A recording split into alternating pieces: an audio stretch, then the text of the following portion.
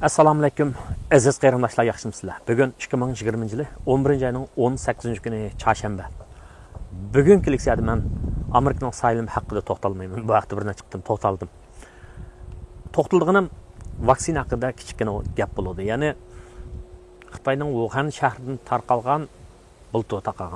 tarqalgan vaba, COVID-19 deb atalgan bu vabaga qarata har qaysi davlatlarningki doğru şirketlari şu vaksina ishlab chiqarish bilan jiddiy beyga tushgan emasmi? Amerikaning shirkatlaridan Pfizer, Moderna deganlar bu xil vaksinani ishlashda intayin ahamiyatli bir taraqqiyotlarga erishgan o'xshaydi. Ya'ni ularning vaksinasiniki ta'sir ko'rsatish nisbati 95% yetibdi.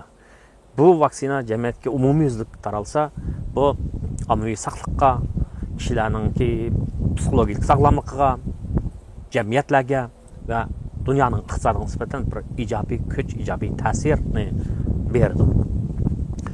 Endi men anglag'uchilardan tushgan bir muhim gap, ya'ni RCEP degan deb atalgan bir iqtisodiy hamkorlik kelishimi to'g'risida qisqacha bir tushuncha berib o'tay, chunki bu to'g'risida savollar chiqdi.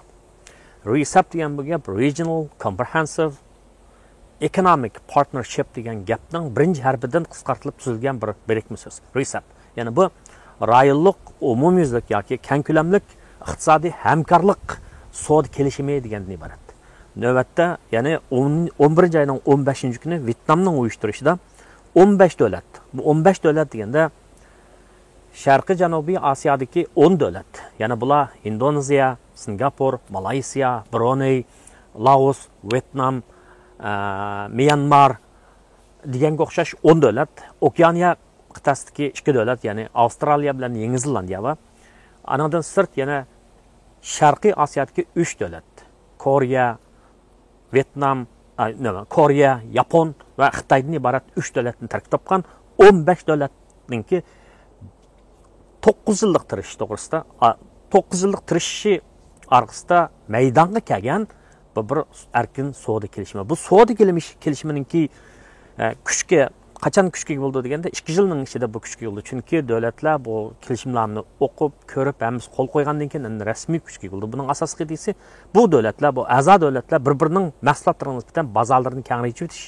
Ya'ni hozirgi shu bir-birining mollarini qo'yayotgan tamojna bejini 90% yo'q qilib o'tishdan iborat mushu maqsadga yetmoqchi.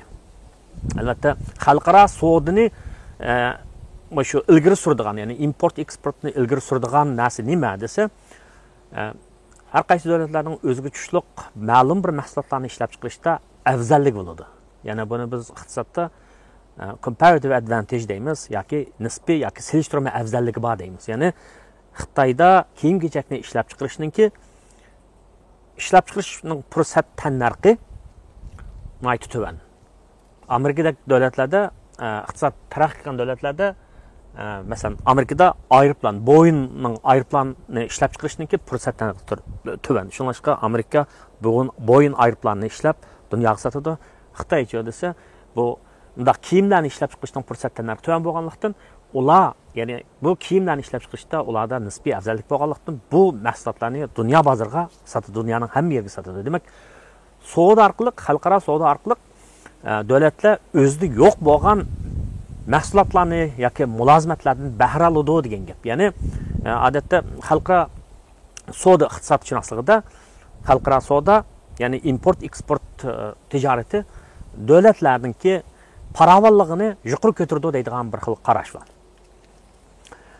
Albatta, bu xil xalqaro savdoning import eksportningki, ya'ni shu davlatning iqtisodiy nisbatan ko'rsatilgan muayyan bir salbiy taraflari bor. Bu to'g'risida davlatlar o'zininki sanoatni qo'g'dash uchun tamojna bojlarini yuqori qilib oladigan, chet eldan import qilingan mallarga yoki tamojna bejini yuqori qilib oladigan yoki ma'lum bir mahsulotning miqdorini cheklaydigan shunday bir ishlar bor. Endi erkin savdo kelishimi nima desa, dal shu tamojna bojlarini intayin yuqori darajada tuvalatish, u import qilingan mallarningki sonini yoki miqdoriga cheklanib qo'yishni bekor qilish deganga o'xshash mana shunday to'sqinliklarni supurib tashlashni maqsad qiladi. Ya'ni bu a'zo bo'lgan davlat, bu shu tashkilotga a'zo bo'lgan 15 davlat bir-biriningki bozorlarini bir-birining mahsulotlariga ichib o'tadi degan gap.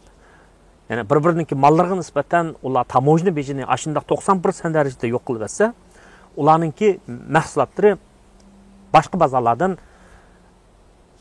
bozorlardan xaridor topadi degan gap. Ya'ni har ikki tarafdanki iqtisodiga, mablag' silishiga, nurg'un ishlarga foydasi va iqtisodiy jihatdan ular bir-biriga noiti kirishib singishib ketsa, ularning munosabati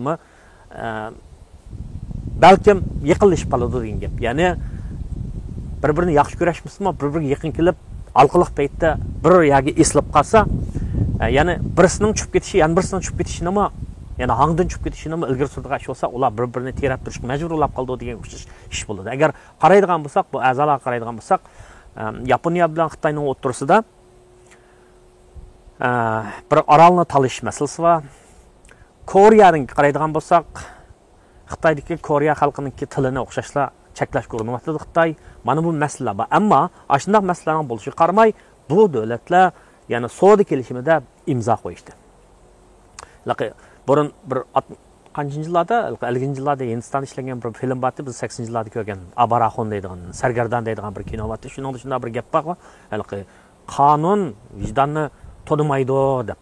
Masinin balang vicdanın ağırman balanga shundoq sot hukm qilamsan desa, qonun vijdonni tonimaydi deydigan bir gap bor. Shuningga o'xshash bu savdo munosabat masalasida, foyda manfaat masalasida davlatlar boshqa nurg'un narsalarni o'ylashmay manfaatni ustun o'ringa qo'ydi ekan degan gap. Hamda bu masala Xitoy bilan Yaponiyani asos qilib turib, ya'ni bu davlat bu savdo kelishimiga qatnashgan davlatlar 15 o'g'ini bilan bularning chetishlik nuqtasi 2 milliard 200 million aholiga berib chetildi. Dunyoning 2020 yildagi butun milliy daromadining 30%iga berib chetildi. Ya'ni 26 trilliondan iborat bu shu dunyoninki 2020 yili ishlab chiqarilgan umumiy boylikninki 30%iga berib chetiladi. Ya'ni shu buni kishilar nima deydi desa, yaqin zamondagi eng chong savdo kelishimnomasi deyishyapti. Gap kelishimnomining tuzilishida emas, gap shuning qanday ijro qilinishida, har qaysi a'zo davlatlarga qanday manfaat berishida. Bu 15 davlatning ichida Xitoyning milliy daromadi eng ustun o'rni turdi. Qolgan 14 davlatniki qo'shib kelgan vaqtda ondan aniga yaqin turdi. Buni agar biz obrazlik bir tushuntirishga to'g'ri kelsa, bir pil va pilning keyinida ot va, qo'taz va, qo'y va, o'chki va, to'shqon va, to'g'i va, oxirida qurt va deganga o'xshash. Masalan, Myanmar deganga o'xshash davlatlarningki milliy daromadi aran 400 milliard dollar. Bu trillion dollarlik davlatlarga nisbatan, masalan, Xitoyning 13 trillion, Yaponiyaning 5 trillion milliy daromadi. Bunga nisbatan aytgan vaqtda intayin az degan gap. Demak, ashundaq har xil hayvonlar bilan suhbatladim-ku, ash hayvonlar bir so'ringa kelib, bir so'rinda ziyofat zalida o'tagandek, bular shu iqtisodiy hamkorlikda mana shundaq bir yerga yig'ilib, shu kelishimnomani imzo qo'yishdi. Endi buning dunyoning iqtisodiga ko'rsatgan ta'sirini ba'zilar ijobiy deb atadi, ba'zilar buning siyosiy ta'sirini har xil qiyos qilyapti. Ya'ni Xitoy hamda Amerika bozoriga tayinishdan shu Osiyo rayonidagi shu davlatlarga tayinishni maqsad qilyapti deydi. Bu yerda yana bir masala bor.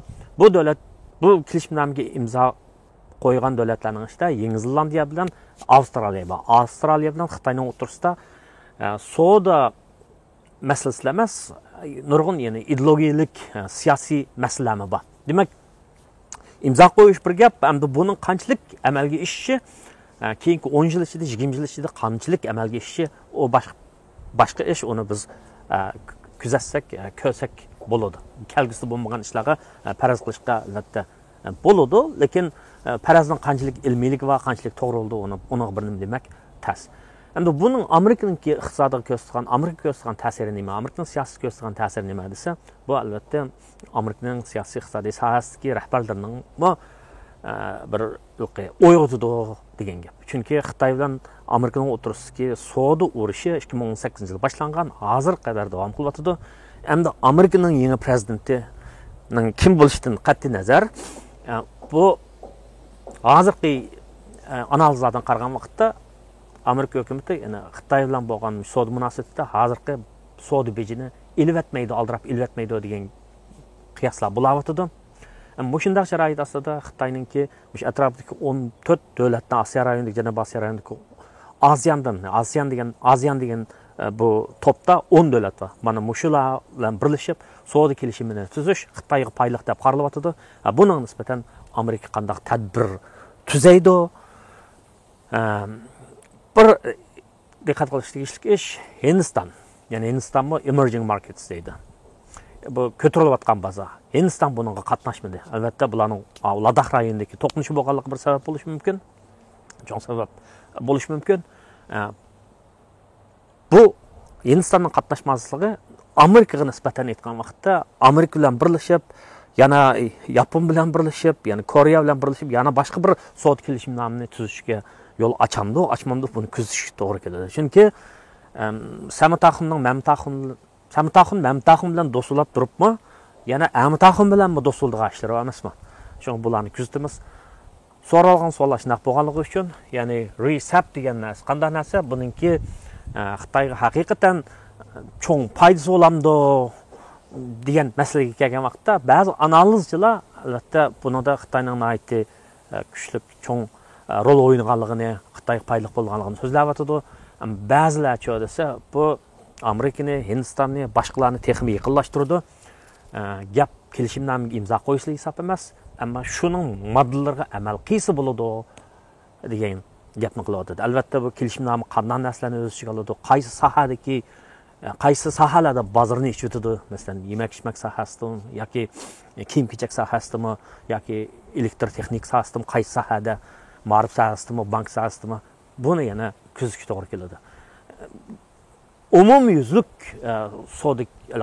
savdo hamkorlik kelishimininki mazmunlarini men aniq bir yerda ko'rmadim, men qaysi sohalarda qanday deganni. Buni yana kuzatsak bo'ladi. Zarur topilgan vaqtda bu to'g'risida ma'lumotlar aniq bo'lgan vaqtda yana so'zlasak bo'ladi. Rahmat sizlarga.